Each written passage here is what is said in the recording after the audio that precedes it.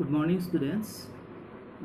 Today we discuss about the factors contributing to the emergence of sociology. আজি আমি সমাজতত্ত্বৰ জন্মৰ মূল কাৰকসমূহৰ বিষয়ে কিছু আলোচনা কৰিম। এতিয়া সমাজতত্ত্ব বিষয়টোৱে 1839 চনত জন্ম লাভ কৰিছে আৰু এই ক্ষেত্ৰত অন্যান্য বিজ্ঞানীসকলৰ যদি কথা ক'বলৈ যাওঁ তেতিয়াহ'লে অন্যান্য বিভিন্ন ধৰণৰ সমাজ বিজ্ঞানীসকলে বিভিন্ন ধৰণৰ মতামত আগবঢ়াইছে। ইয়াৰ ক্ষেত্ৰত ইয়ান ৰবাৰ্টছন বুলি যিজন সমাজ বিজ্ঞানী আছিলে, দাৰ্শনিক আছিলে, তেখেতে ছ'চিয়লজি নামৰ এখন গ্ৰন্থ ৰচনা কৰিছিলে আৰু তেখেতৰ সেই কিতাপখনৰ মতে যে সমাজতত্ত্বৰ জন্মৰ মূল কাৰক হিচাপত তেখেতে তিনিটা উল্লেখযোগ্য বৈশিষ্ট্য উল্লেখ কৰিছে। According to the different authors or philosophers, so after the emergence of sociology in 19th century, so it was actually first introduced as a discipline or separate subject in 1839, which was mainly introduced by Auguste Comte. But thereafter, other philosophers and scholars mainly that define sociology in different ways. So, like the other philosopher and scholars, one famous philosopher, Ian Robertson. So, Ian Robertson, he wrote in his book Sociology. The name of the book was Sociology. So, he indicated three factors mainly, because of which that sociology subject was immersed in the society. Mainly, first it was immersed in Western societies. আচ্ছা, প্ৰথম যিটো কাৰক আছে সেই প্ৰথম কাৰকটো হ'ল উদ্যোগিক বিপ্লৱ আৰু নগৰীকৰণ বা উদ্যোগীকৰণ। আচ্ছা, এতিয়া 18 শতিকাত যেতিয়া উদ্যোগিক বিপ্লৱ আৰম্ভ হৈছিল, যাক আমি উদ্যোগ বিপ্লৱ বুলিও জানো আৰু বেছিকৈ জানো আমি শিল্প বিপ্লৱ বুলি, আৰু এই শিল্প বিপ্লৱৰ আৰম্ভণি হৈছিল ইংলেণ্ডত। এতিয়া শিল্প বিপ্লৱৰ আৰম্ভণিৰ হোৱাৰ লগে লগে কি হ'ল যে ইউৰোপৰ বেছিভাগ ঠাইতে বিভিন্ন ধৰণৰ পৰিৱৰ্তন হ'বলৈ আৰম্ভ কৰিলে আৰু শিল্প বিপ্লৱৰ ফলত নতুন নতুন ধৰণৰ উদ্যোগবিলাক স্থাপন হ'বলৈ আৰম্ভ কৰিলে, যাৰ ফলত কি হ'ল মানুহৰ শ্ৰমৰ পৰিমাণটো কমি আহিল, কষ্টটো কমি আহিল, কিন্তু তাৰ সলনি সমাজত বিভিন্ন ধৰণৰ আন পৰিৱৰ্তন হ'বলৈ আৰম্ভ কৰিলে আৰু এই পৰিৱৰ্তনৰ ফলত উদ্যোগীকৰণৰ ফলত নতুন নতুন নগৰ চহৰৰ উৎপত্তি হ'ল আৰু এই নতুন নগৰ চহৰৰ ফলত আন ধৰণৰ কিছুমান অন্যান্য কাৰক বা সহায়ক হিচাপত কিছুমান বৈশিষ্ট্য সমাজত দেখা দিবলৈ ধৰিলে আৰু এইটো উদ্যোগ বিপ্লৱ বা উদ্যোগীকৰণ এইটো এটা প্ৰধান কাৰক বুলি ক'ব পাৰি, যাৰ ফলত কি হ'ল নতুন নতুন উদ্যোগবিলাক স্থাপন হ'বলৈ ধৰিলে আৰু সমাজৰ বিভিন্ন ধৰণৰ পৰিৱৰ্তন হ'বলৈ ধৰিলে। So first factor, according to the Ian Robertson, so he indicate that industrial revolution and industrialization, it is the first factor. So we know that industrialization was mainly, or industrial revolution first started in England. So it was started in 18th century.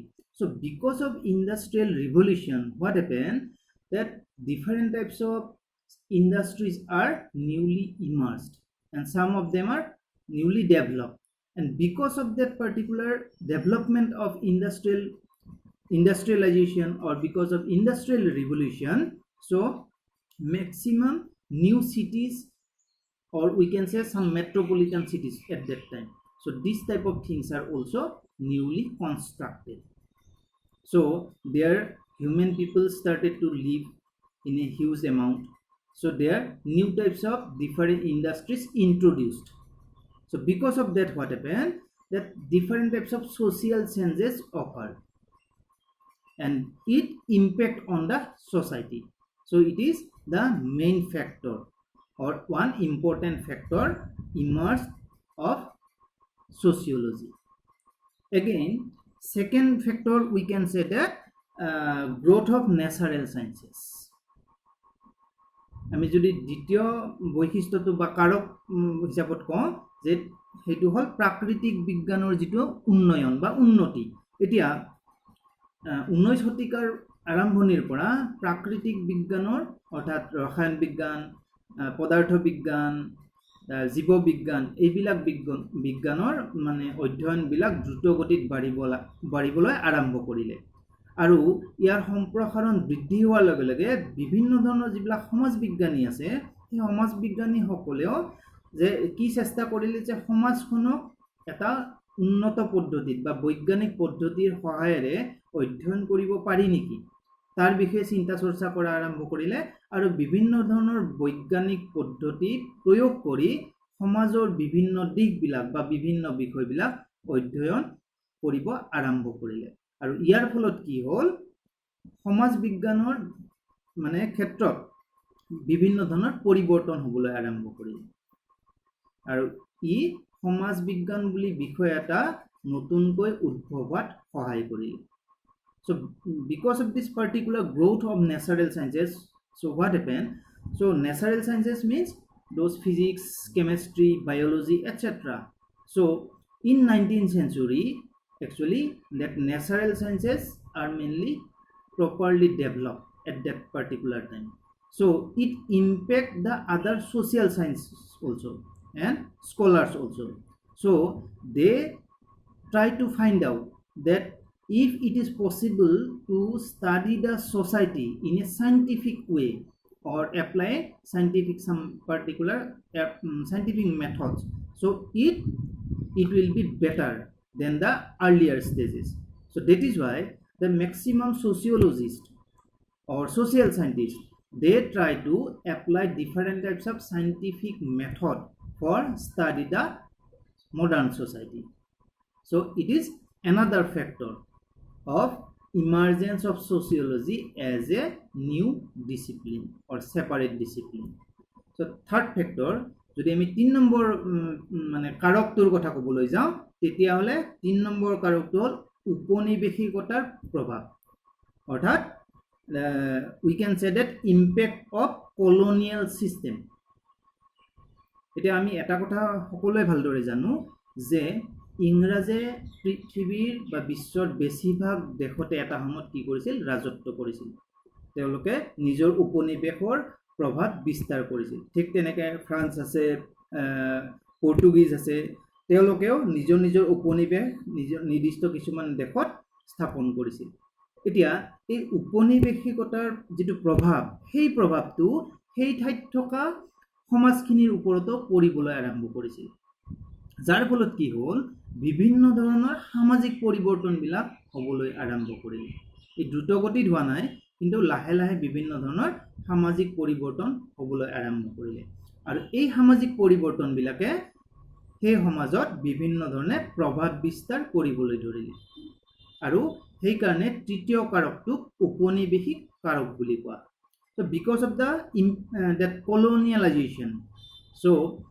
we maximum know that the British maximum they rule in different countries so they started the colonialization again the France are also there the Portuguese are also there so because of the colonialization so what happened so that colonialization mainly impact on that particular place's society so because of that particular impact lots of changes are going on slowly and it is the another factor so if we see in our Indian society so in maximum rich Indian society people mainly colonialization impact on them for example in education so maximum rich family they send their boys and girls for higher study to England so it is actually impact of colonialization and it is mainly one type of impact so some other impacts are also seen in other cases so society to society where colonialization started properly and developed there So it is impact on that local societies also. So because of that, new types of things are emerged, or new types of concepts are emerged on societies. So it is also another factor mainly which help sociology emerge in the society as a new discipline or separate discipline. এতিয়া আমি যদি এই তিনিটা কাৰকৰ উপৰিও আন ধৰণে চিন্তা কৰিবলৈ যাওঁ তেতিয়াহ'লে সমাজতত্ত্বৰ উন্নতিৰ লগতে সামাজিক চিন্তাধাৰাৰ বিকাশৰ কথা জড়িত আছে, যাক আমি কি কওঁ ডেভেলপমেণ্ট অফ ছ'চিয়েল থটছ। চ' সামাজিক চিন্তাধাৰাৰ বিকাশ, আৰু এই ধৰণে যদি আমি চাবলৈ যাওঁ ইয়াক বিভিন্ন ধৰণে আমি বেলেগ বেলেগ ভাগত বিভক্ত কৰি ল'ব পাৰোঁ। এতিয়া বিভিন্ন ক্ষেত্ৰত কি হৈছে, সামাজিক প্ৰগতিৰ লগে লগে, সমাজৰ পৰিৱৰ্তনৰ লগে লগে সমাজৰ জ্ঞান, তাৰপিছত বিজ্ঞান, চিন্তাধাৰা এনেকুৱা বিষয়বস্তুবিলাকৰো কি হৈছে উন্নতি হৈছে, প্ৰগতি হৈছে, আৰু সেই প্ৰগতিবিলাকে সমাজত এটা চাপ পেলাইছে, অৰ্থাৎ প্ৰভাৱ পেলাইছে। So because of that particular development of social thoughts, so what happened, we see the social revolution actually, or social development. So it directly impact on society. So because of the development of society, so new types of thinkings are emerged in the society, and along with that particular knowledge, science are also related, and other types of thinkings are also related, or concepts are also related. So these also we can say the development of social thoughts. So in development of social thoughts, mainly we can divide it into different types. এতিয়া আমি সামাজিক চিন্তাধাৰা যদি কথা ক'বলৈ যাওঁ, সামাজিক চিন্তাধাৰাখিনিক আমি বিভিন্ন ধৰণে বেলেগ বেলেগ ভাৱে বিভক্ত কৰিব পাৰোঁ। এতিয়া প্ৰথম যিটো আমি ভাগ আছে সেই ভাগটোত আমি ক'ব পাৰোঁ যে যিটো আদিম সামাজিক চিন্তা, আৰ্লিয়েষ্ট ছ'চিয়েল থটছ, সেইটো এটা আছে। এতিয়া আদিম সামাজিক চিন্তাধাৰা যদি কথা ক'বলৈ যাওঁ, আমি আদিম সামাজিক চিন্তাধাৰাৰ কথাখিনি বেছিভাগ কিহত পাওঁ, লোকগীতত পাওঁ বা লোককথাত পাওঁ। এতিয়া এই লোকগীত বা লোককথা জাতীয় যিবিলাক কথা আছে বা লোককাহিনী আছে, সেইবিলাকত আমি সেই সময়ৰ যে পুৰণি যুগৰ আমি সামাজিক ব্যৱস্থাৰ বিষয়ে কম বেছি পৰিমাণে জানিব পাৰোঁ। সেই সময়ত সমাজ ব্যৱস্থা কেনেকুৱা ধৰণৰ আছিল, যে অতীতকালৰ সময়ৰ মানে সামাজিক গাঁথনি কেনেকুৱা আছিল, সামাজিক দৰ্শন কেনেকুৱা আছিল, তাৰ বিষয়ে জানিব পাৰোঁ। আৰু সেই সময়ত পুৰুষ আৰু নাৰীৰ বা পুৰুষ আৰু মহিলাৰ সামাজিক স্থিতি কেনেকুৱা আছিল। আমি এটা কথা সকলোৱে জানো, বিভিন্ন ধৰণৰ কাব্য বা গ্ৰন্থৰ জৰিয়তে প্ৰকাশ পায় যে এটা সময়ত ভাৰতবৰ্ষত নাৰীৰ সামাজিক মৰ্যাদাটো বহু উন্নত আছিল। So when we say that from that earliest social thoughts, so from different types of sources like folk songs, folk stories, different types of that epic books or holy books, so there also we found that in the earliest time what type of social functions are there and what type of social conditions are there. For example, in India, from different mythological or other sources, stories, we know that particular position of the woman, so it is also high in our Indian society. So from where we can know that, actually we can know that type of things from our earliest social thoughts, which are mainly found in different types of books or that type of stories, folk songs, etc. এতিয়া 2 number যদি আমি পইণ্টটোৰ কথা ক'বলৈ যাওঁ, তেতিয়াহ'লে 2 number পইণ্টটোত যিটো Egypt আৰু বেবিলনৰ যিটো চিন্তাধাৰা আছে, ইজিপ্ত আৰু বেবিলন সভ্যতাৰ চিন্তাধাৰা, সেইটো এটা মেইন কাৰক। So in second particular point, we can say that Egyptian and Babylonian social thoughts. So these two are actually particularly we can say that like the Harappan civilization, these two are great civilizations. It is Egypt আৰু Babylon আচলতে দুটা ডাঙৰ সভ্যতা আছিল, আৰু এই সভ্যতাৰ বিষয়ে আমি ক'ত ক'ত পাওঁ যে এপিক অফ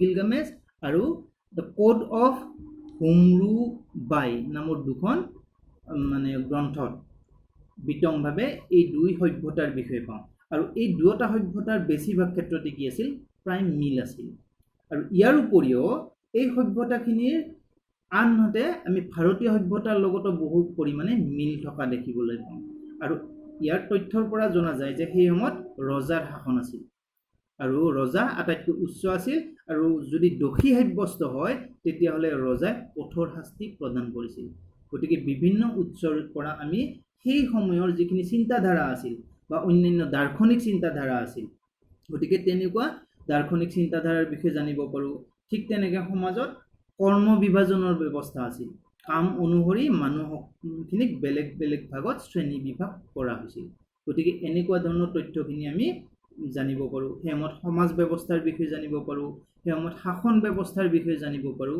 গতিকে এনেকুৱা ধৰণৰ ইজিপ্ত আৰু বেবিলিয়নিয়ান সভ্যতাৰ পৰা আমি বিভিন্ন তথ্য সংগ্ৰহ কৰিব পাৰোঁ যিটো সমাজশাস্ত্ৰত এটা গুৰুত্বপূৰ্ণ বিষয় হিচাপত পৰিগণিত So from the Egyptian and Babylonian civilization so we have lots of proof that both these two civilizations are almost similar and these two civilizations have some similarities with our Indus Valley civilization also and from two particular book we can able to know about this particular two great civilization so one is known as Epic of Gilgamesh and another one is known as Quoth Humru Bai so from these two particular writings so we can able to know lots of things about that particular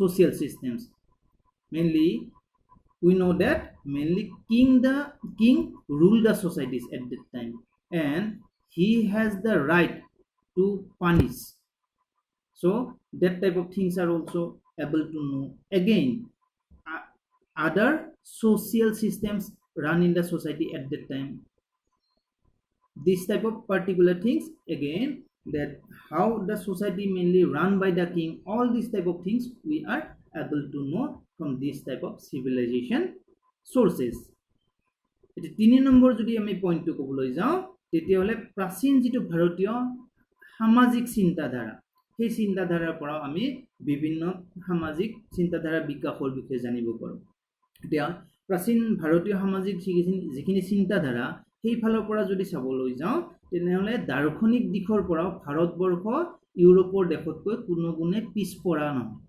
অৰ্থাৎ ভাৰতবৰ্ষৰ যিখিনি দাৰ্শনিক চিন্তাধাৰা আছে তাৰ বিষয়ে দাৰ্শনিক max মুলাৰে এটা কথা কৈছে যে প্ৰাচীন ভাৰতীয় যিখিনি চিন্তাধাৰা বহুতো সামাজিক সমস্যা সমাধান কৰিব পৰা ক্ষমতা আছে অৰ্থাৎ প্ৰাচীন ভাৰতীয় চিন্তাধাৰা বা বিভিন্ন ধৰণৰ ভাৱধাৰা যিখিনি জড়িত হৈছে সমাজত প্ৰচলিত হৈ আছিলে সেই সময়ত সেই চিন্তাধাৰাখিনি আচলতে উচ্চ আছিল আৰু সেই চিন্তাধাৰাৰ জৰিয়তে বিভিন্ন ধৰণৰ সামাজিক সমস্যাসমূহ সহজে কি কৰিব পাৰিছিল নিবাৰণ কৰিব পাৰিছিল বা সমাধান কৰিব পাৰিছিল আৰু বেছিভাগ ক্ষেত্ৰত কি দেখা যায় যে আমাৰ ভাৰতীয় যিখিনি দাৰ্শনিক বা অন্যান্য ধৰণৰ চিন্তাধাৰা আছে বেছিভাগ ক্ষেত্ৰত কিন্তু ধৰ্মৰ ওপৰত প্ৰতিষ্ঠিত ধৰ্মৰ ওপৰত ভিত্তি কৰি গঠন হোৱা আৰু ইয়াত বিভিন্ন ধৰণৰ বেদৰ কথা উল্লেখ আছে উপনিষদৰ কথা উল্লেখ আছে লগতে পুৰাণৰ কথা উল্লেখ আছে ৰামায়ণ মহাভাৰতৰ কথা উল্লেখ আছে আৰু এইবিলাকে কি সূচায় যে আমাৰ প্ৰাচীন ভাৰতীয় যিখিনি চিন্তাধাৰা এই চিন্তাধাৰাৰ বিষয়ে আমাক বিভিন্ন ধৰণৰ তথ্য দিয়ে আৰু মূলতে চাৰিটা দিশৰ ইয়াৰ পৰা আমি চাৰিটা বেলেগ বেলেগ দিশ পাওঁ So from the ancient Indian social thought, so we can know about our Indian society. So great philosopher Max Muller, he also explained that Indian thoughts or that philosophical thoughts are mainly not inferior type. So it is almost equivalent with the European thoughts. So because of this particular thought, lots of different social problems can be easily solved. again, if we see the Indian philosophy, then it is mainly based on religion. It is actually religion based, and because of that particular religion base, a properly smooth type of society we found in India at that time. Again, if we see the that particular concepts or thoughts related to that particular ancient Indian society, so it is mainly we found in different types of the Vedas, and again in different types of epic stories like Mahabharata, Ramayana, etc. So this particular Indian society, that Indian thoughts are, it has 4 types actually. So we divided it, the thoughts, into 4 types. এতিয়া আমি প্ৰাচীন ভাৰতীয় চিন্তাধাৰাখিনিক যদি আমি 4টা ভাগত মানে চাব যাওঁ, ভাগ কৰিব পাৰোঁ। তাৰে এটা হ'ল কৰ্মৰ ওপৰত বিশ্বাস কৰি। আমাৰ এতিয়াও আমাৰ সমাজত প্ৰচলিত, ভাৰতীয় সমাজত প্ৰচলিত যে ভাল কাম কৰিলে আমি ভাল ফল পাম, পুণ্য হ'ব, আৰু যদি বেয়া কাম কৰোঁ তেতিয়াহ'লে আমাৰ কি হয়, পাপ। আৰু এনেকুৱা ধৰণৰ চিন্তাধাৰাৰ জৰিয়তে কি হয়, আমি ভাল কামৰ প্ৰতি বেছি আকৃষ্ট হওঁ। ইয়াৰ লগতে আৰু এটা কথা জড়িত আছে যে ভাল কামৰ ফলটো সদায় ভাল হয়, লগতে ই আমাৰ মৃত্যুৰ পিছত আত্মাৰ কি হয়, আত্মাই মুক্তি লাভ কৰে। আৰু যদি বেয়া কাম কৰোঁ তেতিয়াহ'লে আমাৰ আত্মাই মৃত্যুৰ পিছত মুক্তি লাভ নকৰে। গতিকে তেনেকুৱা ধৰণৰ চিন্তাধাৰাখিনি কৰ্মৰ ওপৰত প্ৰতিষ্ঠিত। So in first particular types in ancient Indian particular social thoughts, first we found it is based on work. If we do good type of work, then our soul will be mainly after death, mainly we can say that we die in a peaceful way. And if we don't good type of work to the others, then it will be very harmful. So that particular, that type of thing, concept is still now we found in our society. এটা 2 number যদি কথা ক'ব যাওঁ পইণ্টটো, তেতিয়াহ'লে বৰ্ণ ব্যৱস্থা। বৰ্ণ ব্যৱস্থা বুলি ক'লে এইটো জাতি ব্যৱস্থাৰ লগত প্ৰায় একে। এতিয়া ভাৰতবৰ্ষত বৰ্ণ ব্যৱস্থাটো বা জাতি প্ৰথাটো 4টা ভাগত বিভক্ত আছে, আৰু এইটো কামৰ ওপৰতো কম বেছি পৰিমাণে জীৱিকাৰ ওপৰতো নিৰ্ভৰশীল, যে ব্ৰাহ্মণ, ক্ষত্ৰিয়, বৈশ্য আৰু শূদ্ৰ। তো তাৰ ওপৰত ভাগ কৰি পিনে কি হৈছিল, যে মানুহখিনিক 4টা ভাগত বিভক্ত কৰা হৈছিল, বা 4টা শ্ৰেণীত জাতিত বিভক্ত কৰা হৈছিল। So second point is based on caste system. In India, caste system we found 4 types.